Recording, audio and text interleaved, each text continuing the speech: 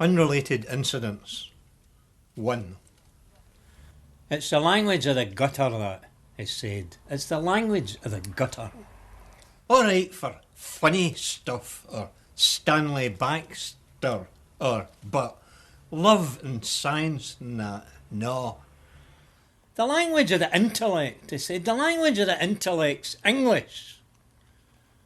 Then when the door slid open, he raised his hat, gien me a farewell nod, flung out his right foot boldly and fell 8 stories down the empty lift shaft.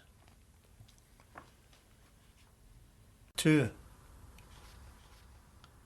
If you still haven't worked out the difference between your eyes and your ears, gaze peace, pal.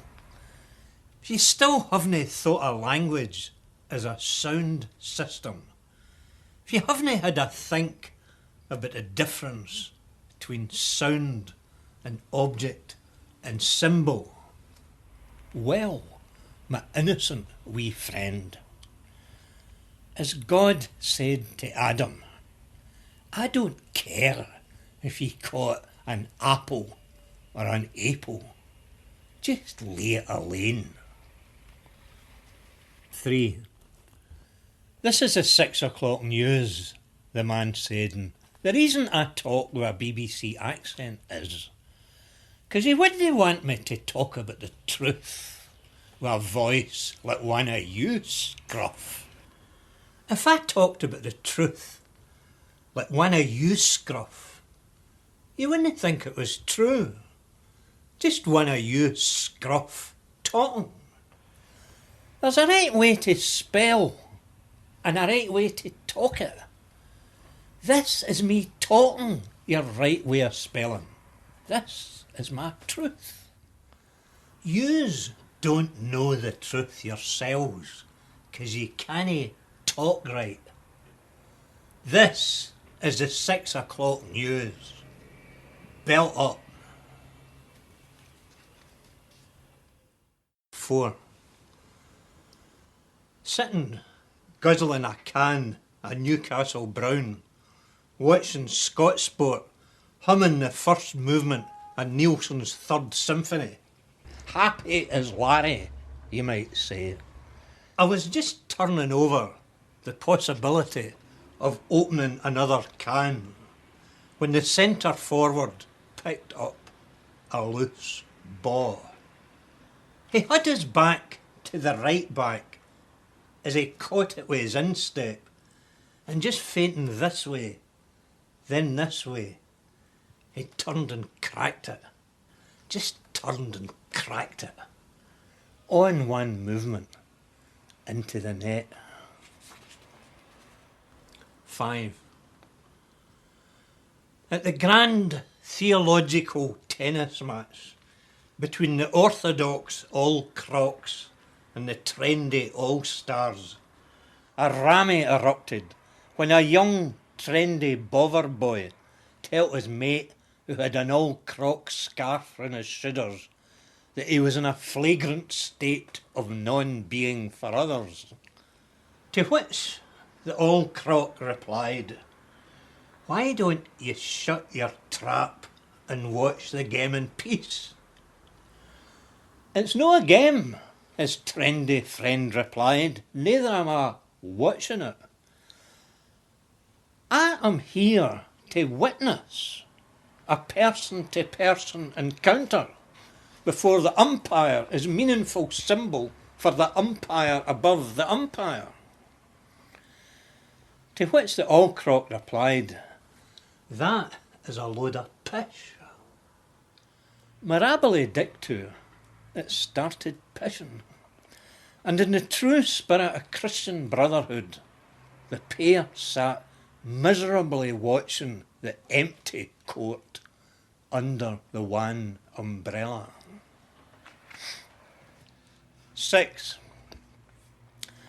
It's not the fault of the unions, he said, and the workers been too greedy, he added, and the commies, and no enough moderates stoning up and getting counted, and lame ducks getting what have you bailed out, and white elephants getting selt down the river. And, I mean, we've got to pull in our belts and our backs are to the wall. You've got to admit it. Then he took out his number 8 and given a lovely wee chip up right beside the flag and tapped it down for a 3. A birdie. 7. Despite the fact that he belonged to a class of people that had had their language sneered at since he was born, despite a long history of poverty and the violence of people in positions of power, telling him his culture was a sign of his inferiority, that for the purposes of cultural statistics he didn't really exist. Amazing as it might seem, this ordinary working man got up one day and was heard to remark that it wasn't such a bad day to be alive.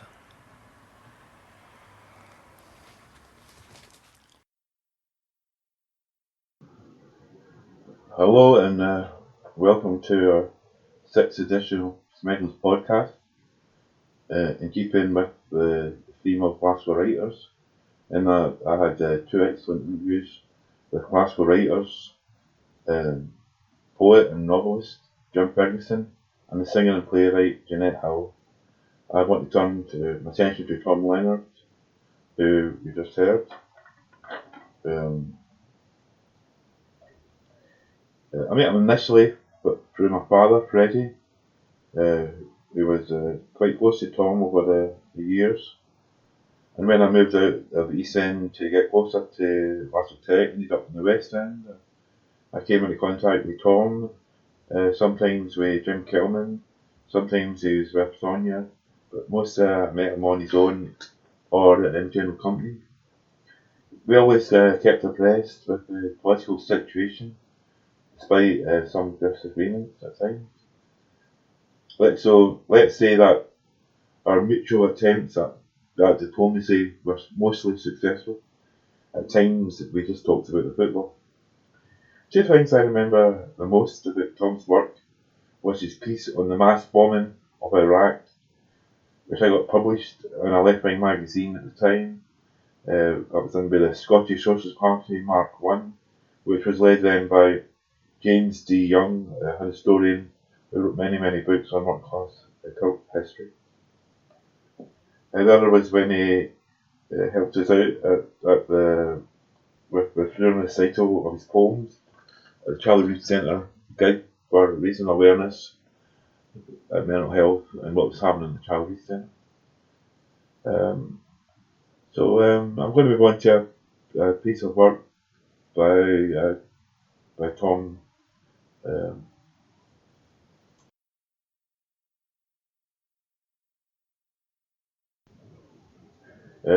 This is Tom's preface to Mother Courage and Her Children. The war will never go away is the last line of the last verse of the peripatetic song of Mother Courage that spans Mother Courage and its children from within the opening scene until the drama's closing words. At present, in the early part of the 21st century, the war is called the War on Terror. As template for the war that never goes away, Brecht writing in the late 30s developed in his play The 30 Years' War of early 17th century. It is a useful template. It traverses Europe in and out of countries till one might be unsure which country one is in. The participating cast is multinational, so in fact is Mother Courage's family, which is to say, what does nationality and country matter in this war that goes on forever? Nationality is an irrelevance, nationalism no excuse, patriotism an exhortation, and so is religion in this religious war. Everything is agenda. The language integral core of the whole is hopelessly agenda corrupted in a world and a drama cancer in the insatiable drive for profit, be it in cheese or arms.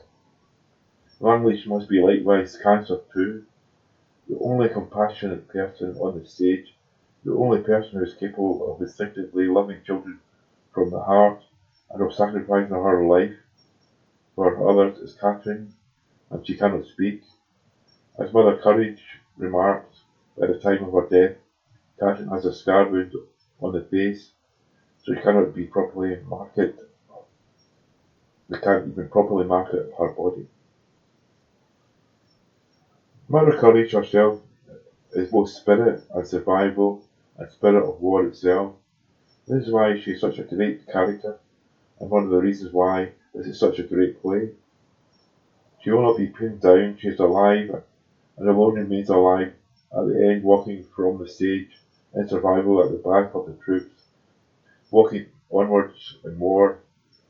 But the play, like all literature, is made of language, and the true hero of this play is the language in which it was written. What is an anti-hero? Brecht's Hamburg, like Scotland's Glasgow, was a working-class, heavily industrialised northern European city. If you want to see what Glasgow would have looked like had it been subject to mass bombing, look at the photographs of Hamburg at the end of the Second World War. But it is not just in stone one could find comparable structures. Brecht's Hamburg could have comparable social structures, and at heart comparable class structures that can be reflected in comparable linguistic structures. Commentators have written on the play's essential untranslatability.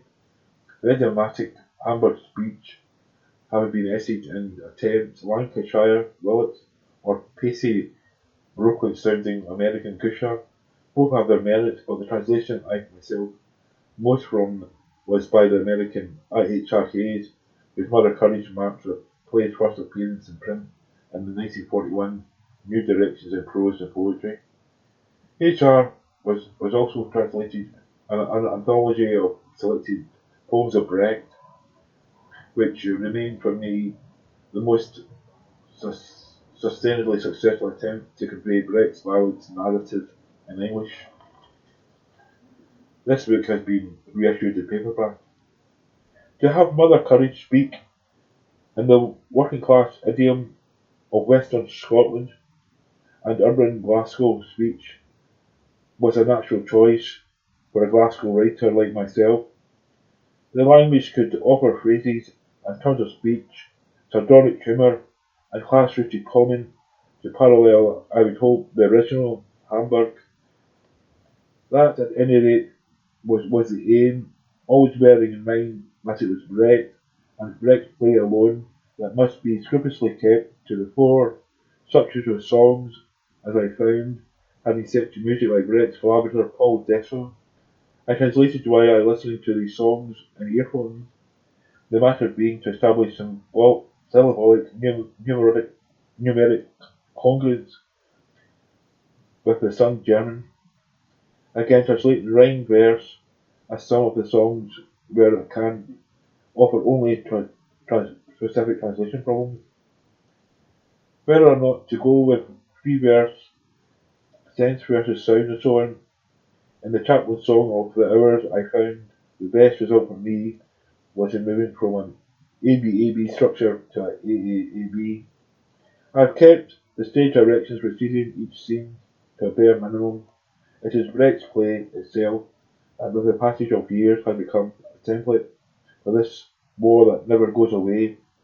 The place and time of the place of occurrence is the place and time in which the drama and this endless war on stage and yet outside the theatre presently occurs. Tom Leonard, Glasgow, 8 December 2015. That's from my on-site copy. For Paul, with all good wishes and solidarity. Tom. Thanks for listening.